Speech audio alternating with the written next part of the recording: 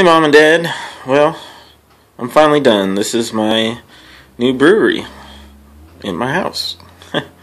It's called a heat exchange recirculating mash system, and come in here and take a closer look. The shiny one's my hot liquor tank, which is going to hold nothing but hot water. That one's my kettle, which everything's going to boil in.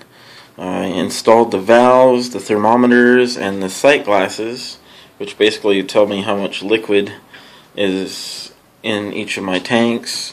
Got all that done. This is my mash tun, which is going to hold all the grains, and that's where all the magic's going to happen.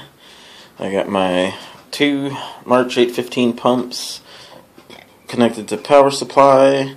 The yellow stuff on the power strip is the shock buster.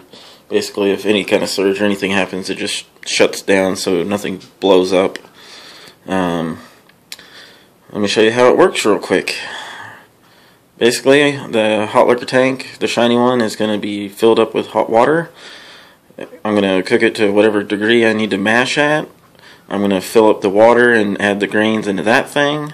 It's going to sit there and get all nice and wet and soak for a minute, and then I'm going to pump it down there up into this copper tubing, which is my heat exchanger that's going to sit inside of the hot liquor tank, and that's going to keep whatever temperature I need to mash at a constant temperature, and it's going to flow to the top and basically recirculate itself. And as it's doing that, it'll set the grain bed, and by the end of the mash I'll have nice clean clear wort.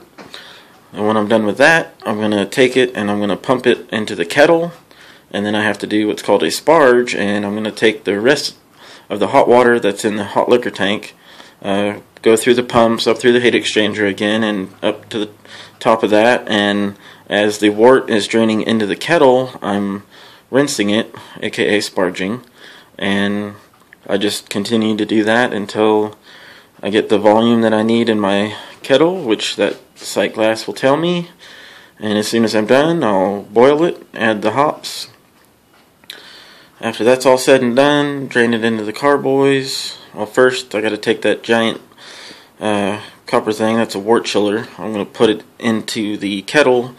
When I'm done boiling, pump cold water through it, get it down to the temperature that I need, and then I'll put it in the carboy, add the yeast, and make some beer.